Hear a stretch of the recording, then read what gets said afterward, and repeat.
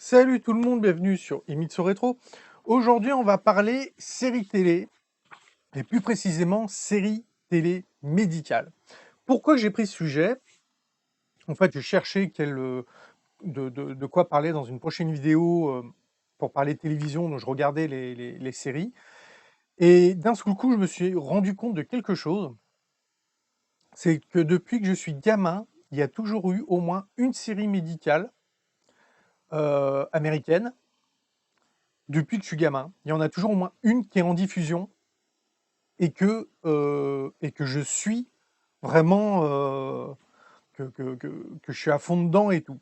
Et j'ai trouvé ça m'a quand même un peu étonné, parce que bon, à la base, j'ai plus tendance à regarder des séries de science-fiction, des choses comme ça. Enfin, et j'étais là, je me dis, mais comment ça se fait que série médicale mais autant accroché? Alors, on va parler de ces séries médicales et de leur diffusion en France. Alors, la première série médicale que j'ai vue quand j'étais enfant, c'est une série médicale allemande. Alors, bon, je vous rassure, c'est la seule. La clinique de la forêt noire. Alors, je n'ai pas suivi longtemps parce que, comme toute série allemande des années 80, c'était hyper soporifique. Donc, elle a été diffusée le 4 septembre 1987 sur M6.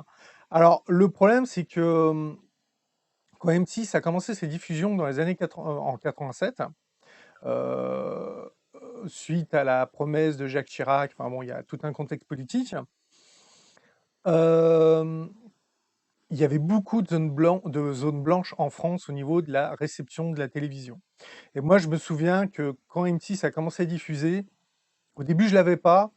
Et quand on l'a eu, elle était en noir et blanc avec pas mal de neige. Ça a mis du temps avant que j'arrive à avoir un M6 regardable. Donc, je pense que je n'ai pas vu la clinique de Fahrenheit sur M6. Je pense que j'ai vu la rediffusion à partir de 1990 sur TF1. Et j'en ai vu que quelques épisodes, comme je disais, je trouvais ça très vite très chiant. Donc la clinique de la forêt noire, c'est 7 saisons pour 72 épisodes. Alors en fait, c'est 70 épisodes, dont 2 épisodes de 45 minutes. Mais surtout, moi, dans les années 80, en 1990, il y a une série qui m'a fait, la série médicale, qu'on va dire, qui m'a fait décrocher de la clinique de la forêt noire, c'est Docteur Doogie. Diffusé en novembre 1990 sur France 3, enfin sur FR3, plus précisément. 4 saisons de 97 épisodes. On suit les aventures d'un ado de 16 ans qui est un vrai génie. À 16 ans, il a obtenu son diplôme de médecine. C'est-à-dire qu'il a fait toute l'école, la fac, obtenu son diplôme de médecine. Pour vous donner un exemple, dans Big Bang Theory, Sheldon, à 16 ans, il est à la fac. Là, on a le docteur Doogie, à 16 ans, il est médecin, il est médecin titulaire, hein, et qui donne des ordres et tout. Et il a 16 ans. Le rôle est interprété par Neil Patrick Harris, que vous connaissez plus dans Amy to Mother, dans le rôle de Barney Stinson. Moi, je le connais pour son rôle dans Starship Troopers, surtout aussi. Mais le premier rôle de Neil Patrick Harris, c'était donc dans Dr. Doogie. Si vous avez la chance de trouver sur Internet des vidéos, regardez, parce que c'était vraiment... voilà. Médicalement, ben, vu que c'est un génie, il gère. En fait, c'était tout le côté émotionnel, parce que forcément, voir les autres médecins qui se tapent les infirmières, et lui, il est là, voyons-lui un gamin, donc forcément, enfin, il y avait... Surtout, c'était quand même humoristique, hein. Il y avait pas mal de trucs marrants. Ensuite commence le 27 juin 1996 oui, France 2 déjà à l'époque, je crois on peut dire, Urgence. Alors Urgence, 15 saisons, 331 épisodes. Alors il y a une chose qu'il faut savoir sur Urgence, c'est qu'on dit toujours Urgence que c'est la série qui a fait connaître Georges Clooney. Alors oui, effectivement, c'est la série qui a fait connaître George Clooney. Il avait signé un contrat pour 5 saisons. À la fin de la 5e saison, une fois qu'il a été bien connu, il s'est tiré. Donc, sur 15 saisons, George Clooney, c'est les 5 premières. Moi, quand je pense à Urgence, je pense au réceptionniste qui était Kubiak dans Parker Lewis, ne perd jamais, une série américaine diffusée au Club Dorothée. C'était, voilà, 96, on était sur la fin du Club Dorothée, terminant en 97. D'un seul coup, tu étais ah, Kubiak, tout. Forcément, tu commençais à regarder Urgence parce que tu voulais voir Kubiak dans la série médicale, même s'il était que réceptionniste. Alors, après, la série, oui, je m'y suis vraiment intéressé. Comparé à ce qu'on peut croire, la série tourne autour de Carter, en réalité. Beaucoup de gens, alors, on a toute une équipe médicale, mais la série tourne vraiment à la base autour de John Carter, qui est l'interne en chirurgie qui finit par renoncer à la chirurgie pour devenir médecin urgentiste. Et on l'a jusqu'à la 9e ou 10e saison, il y est, puis après il finit par partir. Et moi, je sais que les dernières saisons, j'ai décroché parce qu'il y avait pratiquement plus personne du staff d'origine et que bah, les nouveaux m'intéressaient pas tant que ça, ils m'intéressaient beaucoup moins que ceux qu'on avait au début. Parce que bah, tu as Georges Clooney qui était le pédiatre, bah, lui, il part de l'hôpital. Tu as Lewis, elle part, puis elle finit par revenir à la fin. Carter, il part, Eric, le chirurgien, il part, Green, il meurt. Enfin, petit à petit, les séries médicales, quand tu n'as pratiquement plus les personnes d'origine, bah, ça devient quand même dur à suivre, ça devient moins intéressant. Ensuite, on va passer à la série suivante, que je me cours pas dans les dates. Donc, c'est Scrub, série médicale humoristique de 9 saisons pour 182 épisodes, diffusée dès le 13 avril 2002 sur TPS Cinestar, puis rediffusée le 30 juin 2006 sur M6. Scrub, ben, c'est voilà, c'est du truc délire, c'est marrant, mais il y a quand même, c'est vraiment une série médicale. Alors là, c'est pareil.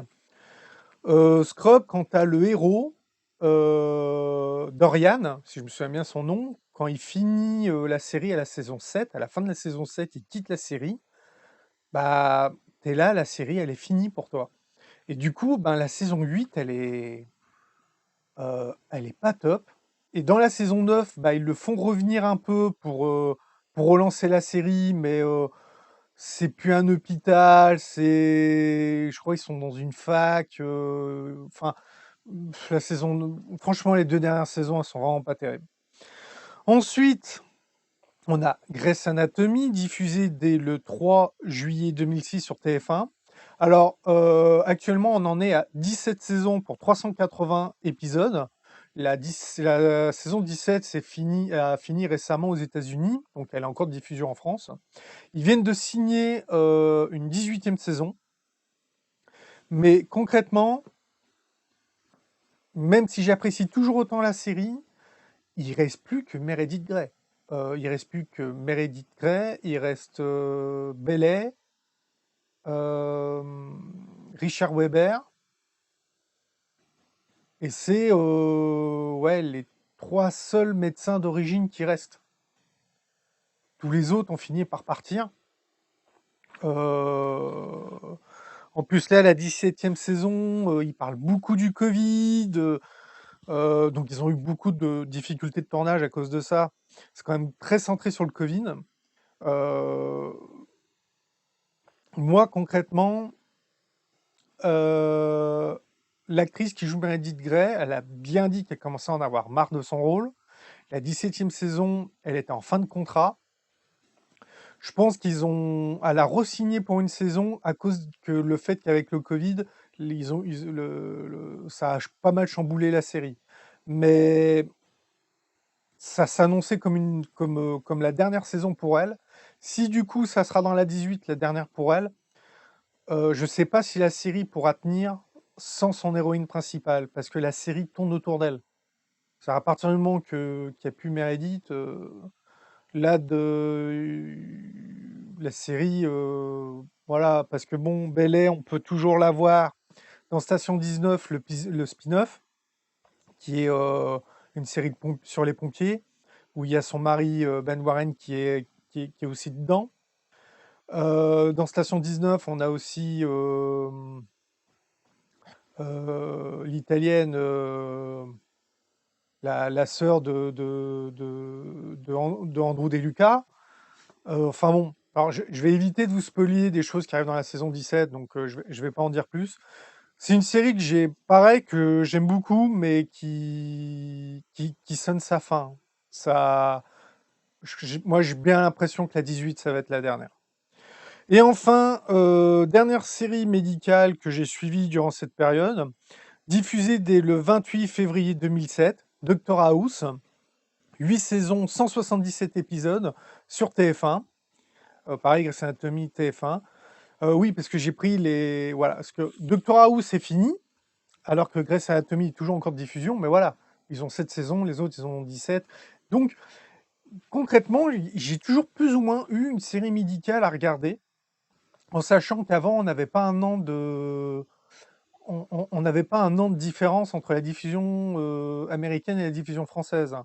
Avant, c'était quand même plus. Maintenant, tu arrives, la série commence en France à partir du moment que la moitié de la série a été diffusée aux États-Unis de la saison. Voilà, je veux dire la saison. Alors, on va me dire, oui, mais il y a d'autres séries. Ah oui, effectivement, il y a d'autres séries médicales, parce que j'ai découvert pas moins de 4 séries médicales françaises qui ont été diffusées durant le même laps de temps, d'ailleurs beaucoup récemment. J'en ai vu aucune, donc j'en parlerai pas, mais il y a des séries médicales françaises. Apparemment, elles ont l'air bien, parce que j'ai vu des bonnes critiques. Donc c'est quand même... On dit toujours que les séries télé suivent un phénomène de mode. C'est-à-dire qu'il y a eu une époque où la mode, c'était les séries policières.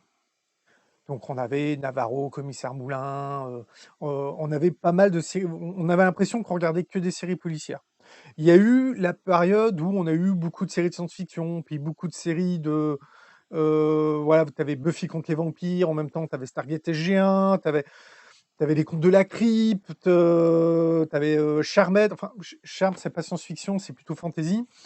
On a des périodes de temps avec où un genre prédomine. La série médicale, c'est constant. Il y a toujours une série médicale. Alors en France, c'est depuis les années 80. Aux États-Unis, c'est depuis les années, pratiquement depuis les années 50, qu'ils ont plus ou moins qu'ils ont toujours une série médicale. Donc voilà. J'ai parlé des séries que j'ai vues, que j'ai aimées. Si vous avez l'occasion, pour le petit coup rétro, allez voir Dr. Doogie. Et si vous pouvez arriver à voir Dr. Doogie, allez voir. Même regarder juste quelques épisodes.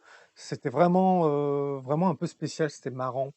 Puis de voir Neil Patrick Harris, jeune, ça va vous... Mais vous le reconnaissez, hein, il a quand même gardé la même tronche. Et il y a pas mal de choses que quand je regarde Me Too Mother, j'étais là, je fais ouais, c'est... je me rappelais, ah oui, mais dans Dr. Doogie, il faisait pareil, quoi. C'est le jeu de l'acteur, voilà. Donc ça sera tout pour cette vidéo, je vous dis à une prochaine. N'oubliez pas, abonnez-vous, appuyez sur la petite cloche, le pouce bleu si vous avez aimé cette vidéo, un commentaire, c'est toujours sympa. Faites-moi des suggestions de séries médicales que vous avez vues, que vous avez aimées. Ça peut être intéressant. Et je vous dis à une prochaine vidéo. Bye!